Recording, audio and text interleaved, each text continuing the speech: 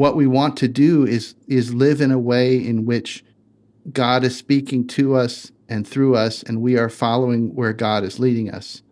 And I think plain speech and plain dress are supposed to be a reflection of that. They're not things of their own. They're not supposed to be rituals.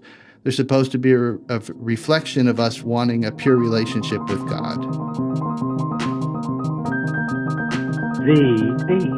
The Quaker Podcast. Story, spirit, sound. I'm Georgia Sparling. And I'm Jon Watts. And today we're starting a theme that we're going to carry throughout this season, where we're answering some of the most common questions asked about Quakers. Yeah, that's right. We went to Google to see what the world is asking about Quakers. And one of the most popular questions is, what do Quakers wear? Yeah, there's a big misconception that Quakers are equivalent to the Amish and that they dress just like the Amish. And I mean, there are similarities between traditional Quaker plain dress and Amish garb, but today, Quakers dress in a lot of different ways. Right. Not many people still opt to wear long dresses and bonnets or beards and broad-brimmed hats, but plain dress takes other forms, and we're going to hear about both today. So, what do Quakers wear? Let's start with the early days.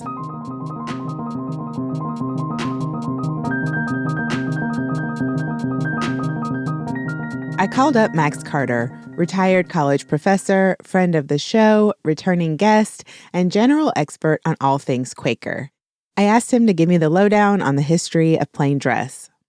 As in anything Quaker, as I think you've probably gathered, ask 5 Quakers, you'll get 6 different opinions on all of that. As you can see, we were off to a great start. So, Quakers began dressing plain pretty early in their history, which dates back to the 1650s. They wanted to eschew the fancy dress of mainstream society, and they took their cues largely from a couple of passages in the Bible. One is Romans 12, be not conformed to the world, but be ye transformed by the renewal of your mind. And the Sermon on the Mount, don't be anxious about what you wear, what you eat. And as Quakers sought to live a life consistent with the teachings and example of Jesus, they settled on certain passages like that. But there was also a socioeconomic element to it.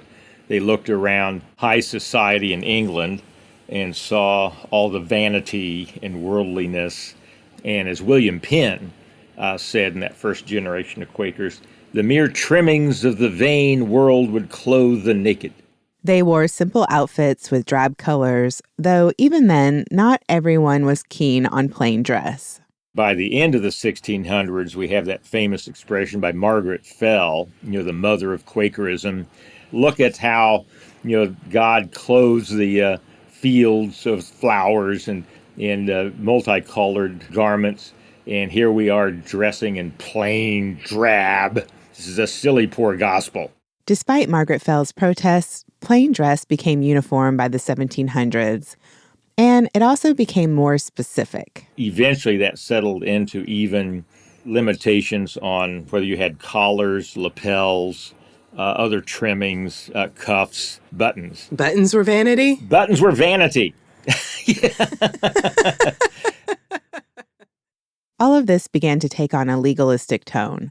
You look in the disciplines, the minutes of friends' meetings, and there were, those Quakers who went out on committee assignments to labor with a friend who had fallen away from plainness. There were, quote-unquote, gay Quakers, those who chose not to dress plainly. Dress might deviate based on a person's economic status or personal conviction. Transitioning to plain dress could also be a sign of greater devotion to Quaker life. By the time of the American Civil War, some Quakers had begun to consider not only what their clothes looked like, but where they came from and who was making them. If you dyed your clothing with those dyes made by slave labor, that was excess. And so you had John Woolman or Joseph Rule who wore all white, undyed wool and cotton. But it really started disappearing after the Civil War with the influx of the revival movement. A number of spiritual revivals swept throughout America during the 19th century, sparking religious fervor, new religious movements, and new ways of thinking about faith. And when the revivals came in the 1870s, 80s, the plainness of Friends was seen as an outward form. You're trying to earn your way into heaven by how you dress and what you wear. And so there was a theological component to the opposition. And then you had the influx of converts in these Quaker revivals who came in from the outside, who hadn't grown up with this Quaker culture. That was the fox got into the chicken house. So there are a variety of reasons, for its disappearance. And so late 1800s, early 1900s, you see this mix of the old geezers in Quaker meeting are dressing plain, the young whippersnappers aren't. And then it gradually faded out. Plain dress may have become scarce in many communities, but it has never completely disappeared. I didn't adopt the extent of plain dress that some friends have, which was essentially Amish. To me, it was collarless shirts and broad-brimmed hats and plain speech. Max also has a long beard, and although he does not have the physique, he has been mistaken for Santa Claus on at least one occasion. And really, that's sort of part of plain dressing. A lot of people have questions. Of course, it's why we're doing this episode today.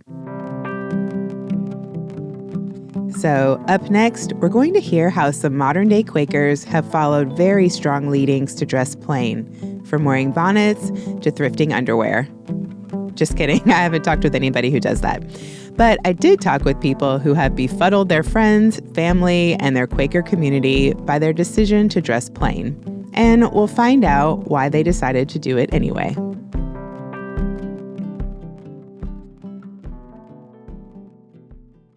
I'm Lloyd Lee Wilson.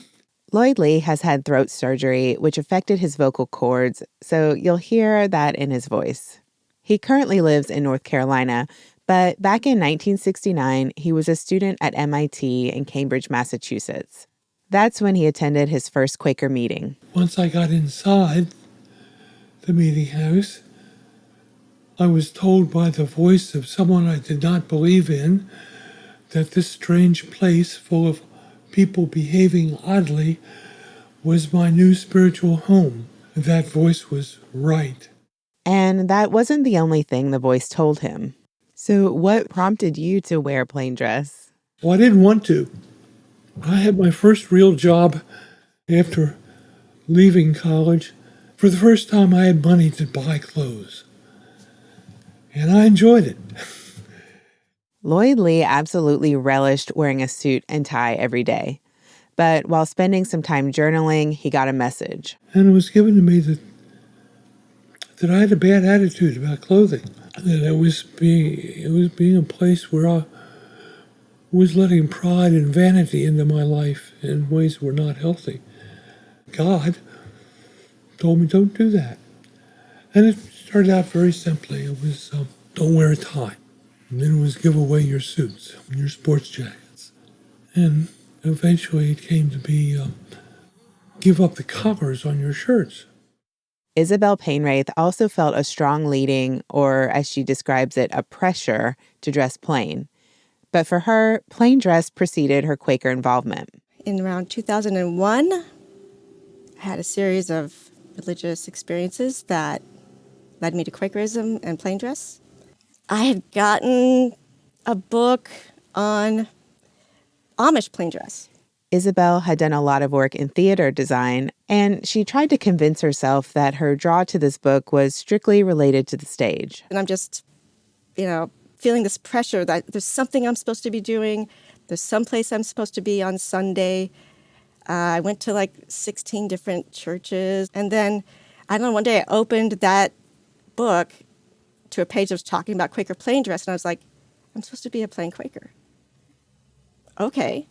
She'd grown up in Iowa, was raised Methodist, and was a computer programmer at the time. And it seemed really presumptuous to just say, I'm a Quaker now, right? Without even meeting one, as far as I knew. So I started educating myself. I went all in. For Isabel, that meant a bonnet, a long, simple dress like those worn by many Mennonite and Amish women, and an apron. My spouse at the time was perplexed. He doesn't have those kinds of experiences. If you don't get that feeling, if you don't have that pressure, it just sounds like I'm making it up and that it could be anything.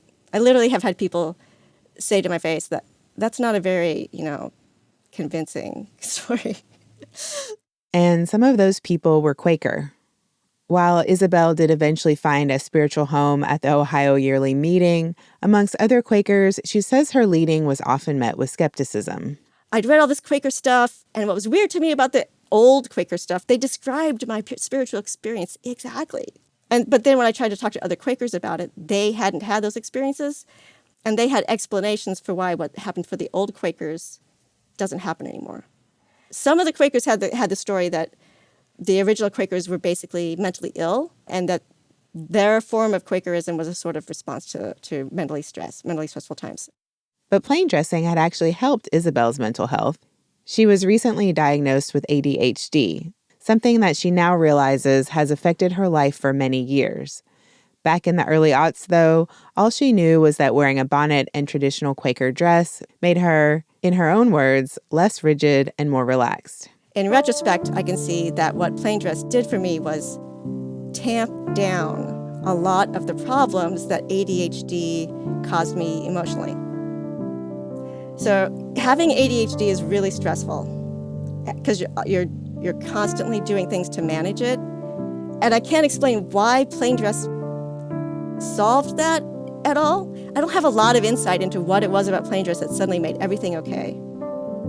It created a boundary that I could rely on and use to restrict experiences I couldn't handle. I think that's the best way to describe it.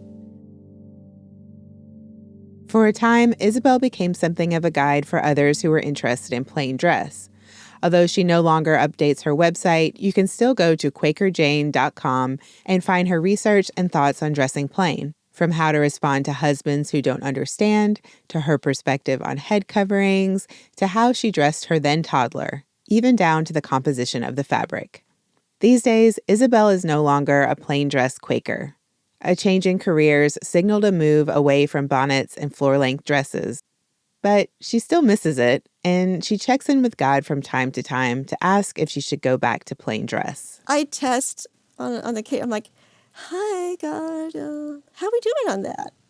I still have it in boxes somewhere. I have a secret hope that I get to go back to it. But I also, you can't fake it. It's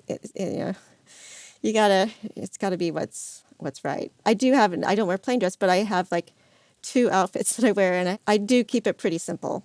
For several Quakers I've spoken with, plain dress looks more like Isabel's current wardrobe than her former one. But for Quakers outside of the Northern Hemisphere, it can be a different story. I think that the concept in other countries is almost non-existent. That's Carla J. Originally from Guatemala, she grew up in the States and attended a Latino Friends meeting. She says that she and her community were aware of the history of Quakers and plain dress, but it wasn't something that they practiced. She now works for Friends United Meeting as Global Ministries Coordinator, and she says that there aren't many plain dressing Quakers in the communities that she works with. In other countries, resources are just so hard to acquire that I don't think that makes it into one of the things that they consider when they purchase clothes. The conversation really is more for Europe and the United States than for someone in Kenya who, they don't have, they probably won't have a lot of clothes as we do here in the United States. Carla does practice a form of plain dress. What I consider to be now the new plain dress is how we dress when it comes to being concerned about the environment. Like I would do like secondhand shopping, and I will try my best that the clothing I get, it's in a more sustainable way for the environment. And when did you first start doing that and why? One of the things that I do believe is that God put the human on earth to be able to take care of it. The way we dress is one of the ways that we can take care of the earth. In some ways, Tucker Manchanda's plain dress is a hybrid of Carla and Isabel. Tucker, who attends Newtown Friends Meeting in Bucks County, Pennsylvania, opts for simple outfits, often purchased secondhand, similar to Carla. And like Isabel, she felt the pull toward plain dress before she was even a card-carrying Quaker. Even as I first, started discovering, direct revelation and my relationship with God and all, I was always led towards plainness. But that was so different from any other religion I knew. And that was part of what I was looking for as I was, religion shopping, trying to figure out what it was that, who had also heard from the same God that I had heard from. Tucker grew up in a strictly atheist home, but even in elementary school, she knew that wasn't her path. In college, she began to attend worship at Newton Friends Meeting in Camden, New Jersey, and she realized that she was a Quaker. She kept her leading about plain dress quiet, though. I didn't really act on it until I ended up, during the pandemic, worshiping virtually with Ohio Yearly Meeting, where there were a lot of plain dressing Quakers. I, saw them and I was like, wow, this is what I was supposed to be doing. Like, there are other people who have also heard this message. I'm not crazy. Among other plain Quakers, Tucker felt the permission to fully embrace plain dress, which for her has extended to the things she brings into her home. So what does it look like when you are educating yourself about kind of where your clothing comes from or before you make a purchase? How do you go about that? Oh, it's a pain. My husband hates it. He's very patient with me. So I think, the biggest thing on the outset is just like shopping is not a hobby for me. I will go to the mall to look at what's for sale the same way you go to an art gallery or a museum. When she does need something, Tucker aims to borrow or thrift instead of buying new. I still want to be mindful of the simplicity message, not just the environmental message of plain living. Because, the environmental message is, well, it's thrifted. It's not any extra waste. It's going to, destined for landfill anyway. Why not bring it into my life? And I feel like as a Quaker, that's too much distraction. It's very easy for all the stuff and all the material worldly goods to weigh you down. And so every time something comes through the front door, I've kind of got in the back of my mind of like, I have to maintain this. And that is a piece of me and a piece of my mind that is not focused, that is not focused on, helping others, following God, doing something more worthwhile with my life than, laundering the 10th pair of pants that I bring in. Tucker doesn't thrift everything. I really don't want to thrift undergarments. I don't want to thrift baby diapers. Instead, she'll do her research and find ethically made clothes. And that's starting to look at, the whole John Woolman idea of, the seeds of war. Where are these seeds of suffering, of misery, of all the terrible, sweatshops and things like that? And how can I source my things away from that? As it turns out, plain dress in North America in the 21st century is not so simple. Responsibly made clothing is often pricey. Thrift stores may not have the item that you need in your size. And then there's the court of public opinion. Lloyd Lee, who has dressed plain for more than 50 years, has found that the attention he gets actually helps his spiritual walk. Because I dress plainly, I have a constant reminder of who I am and who I want to be. And it also keeps me from unconventionally conforming to the demands of society that are inappropriate, unneeded, or unjust. I'll let Tucker have the last word on why she chose to continue in this leading. She begins with a quote from the Magdalena Perks blog. If thee is called to plain, thee must follow or face lifelong misery. the Lord does not just go away quietly once the call is given. I don't fully understand why this is the message I've been given or why this has been part of my religious experience, but I also kind of feel like it's not for me to understand. And so I guess anybody else who is feeling that leading, just like any other leading that you get, answer it.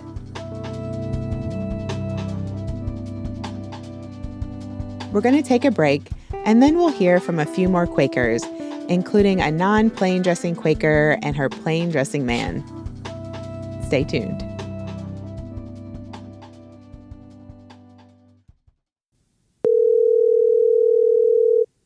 Hello? Hi, is that Jeff? Yes, this is Jeff. Hey, Hi, Jeff, Jon. it's Jon Watts. How are you?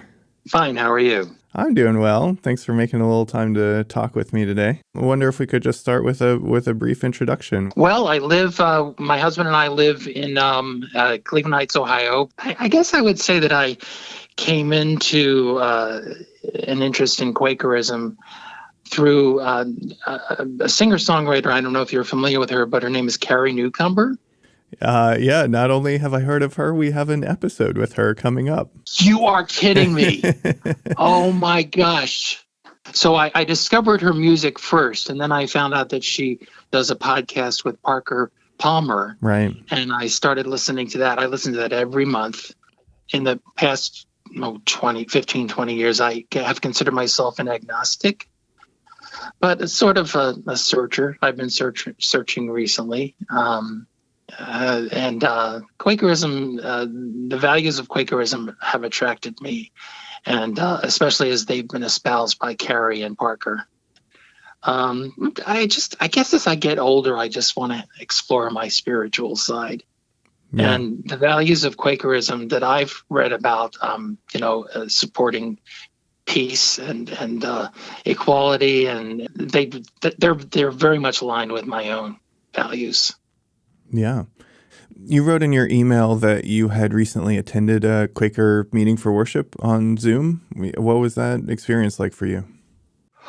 Oh, I sat there and I watched the entire hour, and I really enjoyed even the silent worship. That intrigues me. That actually attracts me. The Presbyterian church that I grew up in was absolutely not a silent form of worship.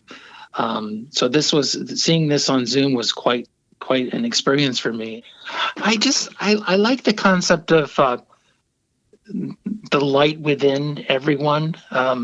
That's something that I've read about. I'm still not a very religious person. As I said, I'm exploring my spiritual side, and although I don't really want to pursue any denomination that worships one God, I do like the concept of people being linked to each other, their hearts and souls being linked to each other in worship and in life in general. I find that interesting and attractive. Oh, and I should mention that I've listened to every single one of your episodes. Oh, wonderful. I'm so glad to hear that. Any favorite moments in the podcast that stood out for you from season one? Oh, absolutely. The episode with I would love to know her, but she's the kind of person. That's another reason why I'm attracted to Quakerism and why I do hope to attend a meeting at some point. I want to meet people like that. I have very few people like that in my life right now. But yeah, I want to meet really good people with good open hearts and people who welcome me as a gay person. And the people that I've encountered online and through your the interviews that you've conducted, they just sound like the kind of people that I would love to get to know. If you're like Jeff, or you know someone like him who is hungry for more connection, stories of spiritual courage, and people like O, we are making this podcast for you.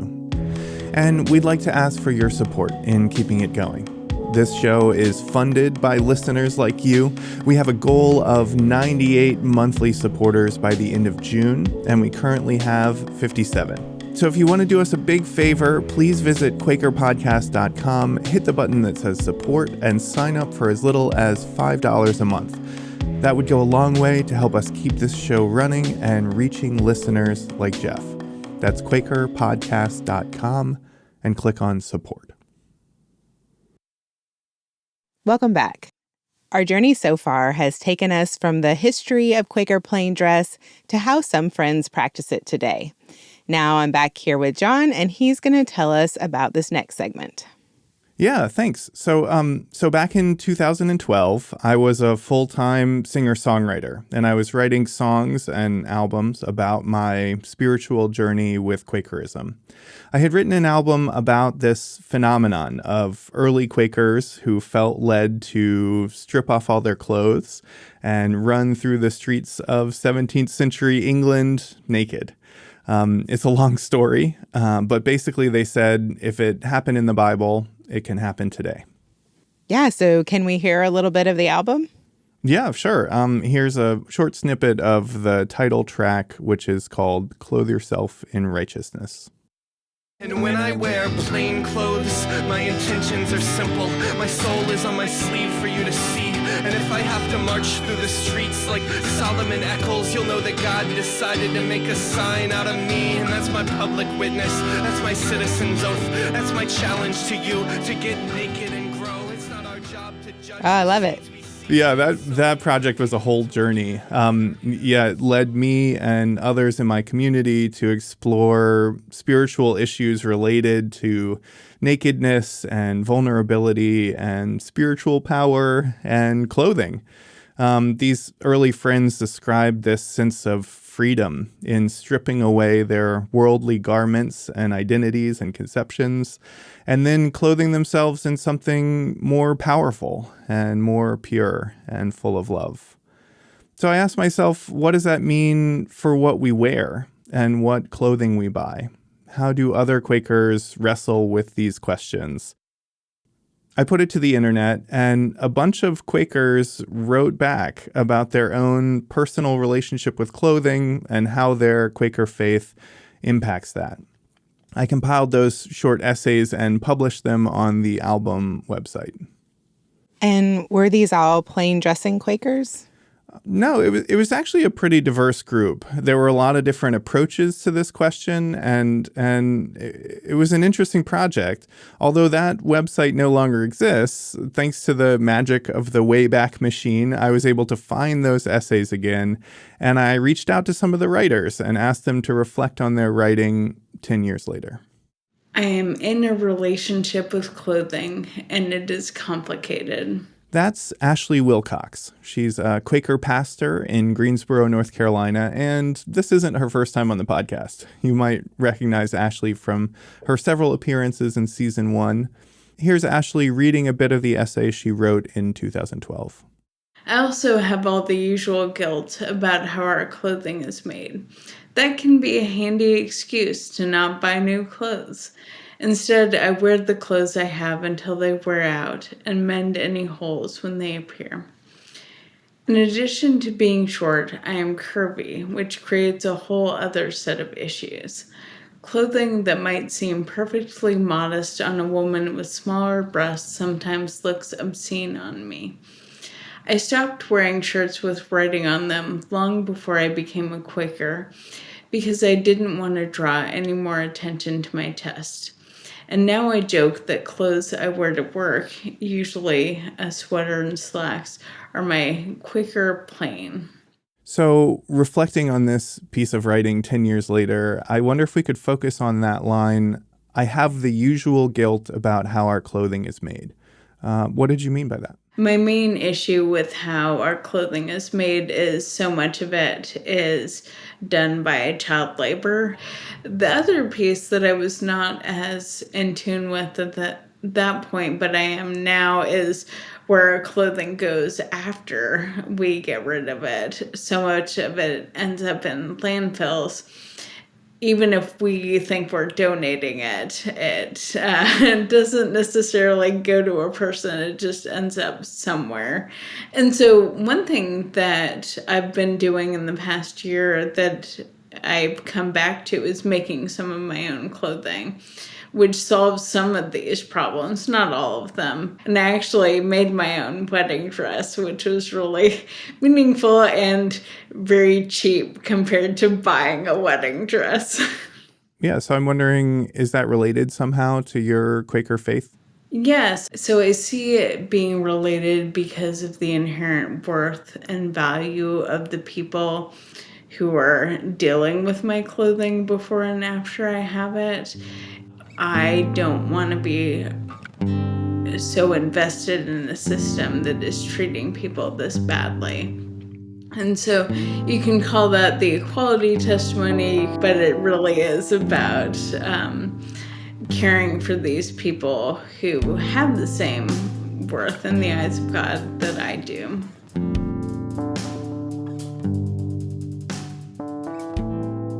Next, we're going to hear from Mary Linda McKinney, who also lives in Greensboro. She shared something that she wrote in an online discussion about modesty and plainness.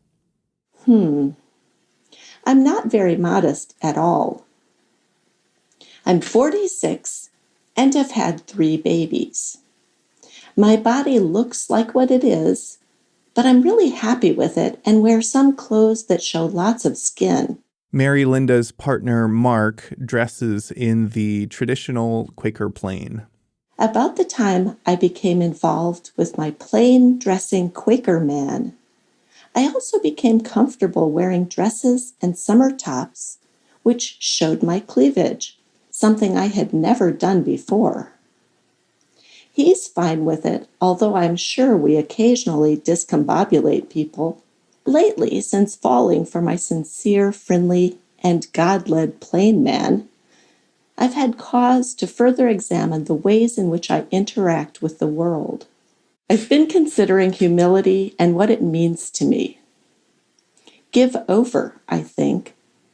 Give over my ego, my selfishness, my pride, my conceit, the delight I take in my uniqueness, but also my gifts, my abilities, and my joy. Give myself fully over to God. Submit myself to God, allowing myself to be formed by God and used.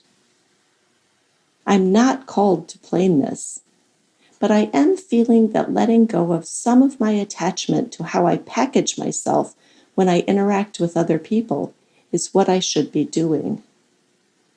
I don't even think I really need to dress differently than I do, only that I allow dressing to be a prayerful activity rather than a self-full one.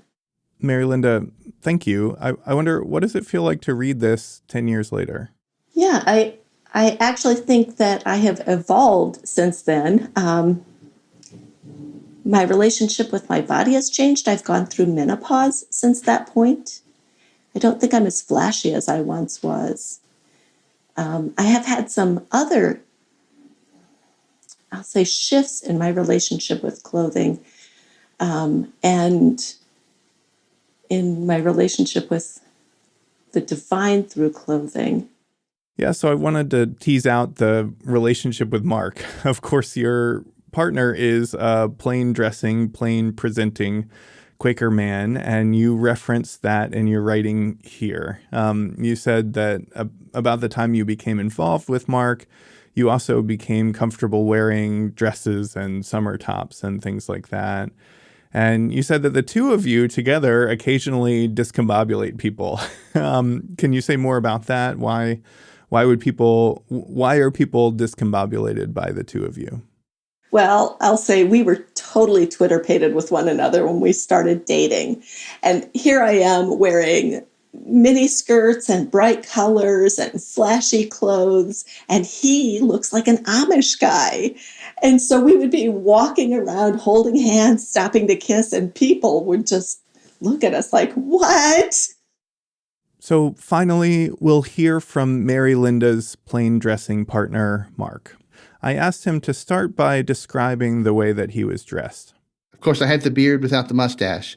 And then I generally just wear a denim shirt, either short sleeve or long sleeve, and then blue jeans and suspenders.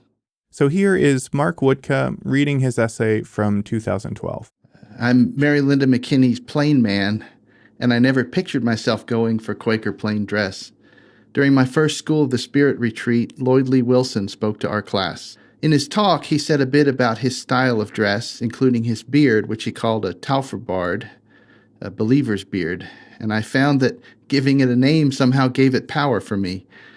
So when I got back to my room, I wrote in my journal that I felt led to grow such a beard and felt like there were 3 specific reasons why it felt right. First, as a statement of Christian pacifism. Second, as a way of making myself more conspicuous so that I couldn't so easily blend in with the crowd. It wasn't that I wanted to show off and say, hey, look at me, but that I wanted to be aware that people were watching me so that I would be more aware of my behavior, sort of a spiritual discipline. And third, I wanted to invite people into spiritual discussions. By my second School of the Spirit retreat, the beard had grown out enough that I had shaved off the mustache and had a tauferbard going. At that point, I was still dressing the way I always had, T-shirts and jeans or Dockers and a golf shirt. Mike Green, one of the core teachers, remarked that pretty soon I'd be wearing white shirts and black pants, and I felt strongly that I would not. Within 2 months, however, I felt inclined to go to plainer dress, and began dressing in white shirts and black pants with suspenders. I felt that it helped me be more of the person I wanted to be and that it felt comfortable and right. One person on my School of the Spirit support committee remarked that it seemed like my exterior matched my interior. Yeah, thank you, Mark. I love the last part of that piece about your exterior matching your interior. What do you think that friend meant when he said that to you? Yeah, so, I think, especially then, and it's true now, my internal Quaker is sort of an old-fashioned internal Quaker.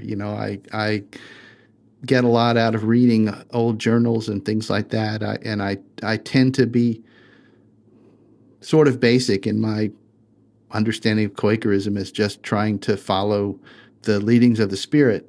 And so I feel like that what they were saying is that my outward dress was reflecting the kind of life I was trying to lead inwardly. For those who might not be familiar with Quaker theology, what is our tendency toward exploring plainness? Why is that important to friends?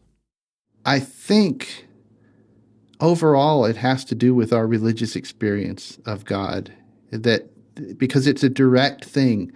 And what we want to do is live in a way in which God is speaking to us and through us, and we are following where God is leading us.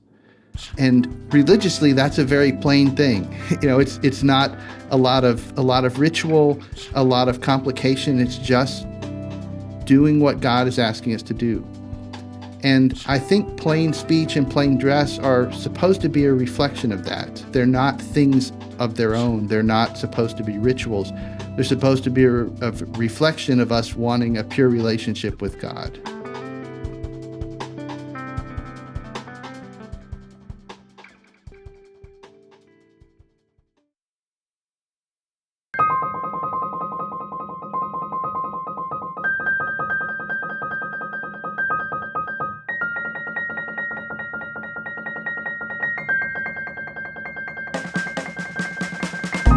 Thank you for listening, and thank you to all our guests who took the time to share their stories about plain dress with us.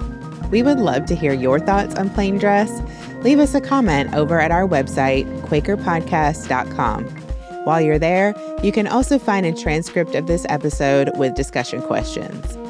Today's episode was reported and produced by me, Georgia Sparling, and Jon Watts. Jon also wrote and performed the music. Studio D mixed the episode. And Your Moment of Quaker Zen was read by Grace Gonklevsky. The Quaker Podcast is a part of Thee Quaker Project, a Quaker media organization whose focus is on lifting up voices of spiritual courage and giving Quakers a platform in 21st century media. If you want to support our work, please consider becoming a monthly supporter. Every contribution expands our capacity to tell Quaker stories in a fresh way, and it makes this project sustainable. Visit QuakerPodcast.com for more information. And now for your moment of Quaker Zen. Patricia Loring, 1996, Listening Spirituality, Volume 1. Prayer that does not issue in deeds of love becomes a form of narcissism or an athletic exercise. Activity that does not take time to find its source in grounding prayer, worship, and divine leading becomes dry, exhausting, and exasperating, or an exercise in power.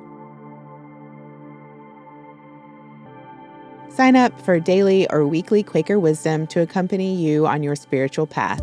Just go to dailyquaker.com. That's dailyquaker.com. We'll be back in 2 weeks with our next episode.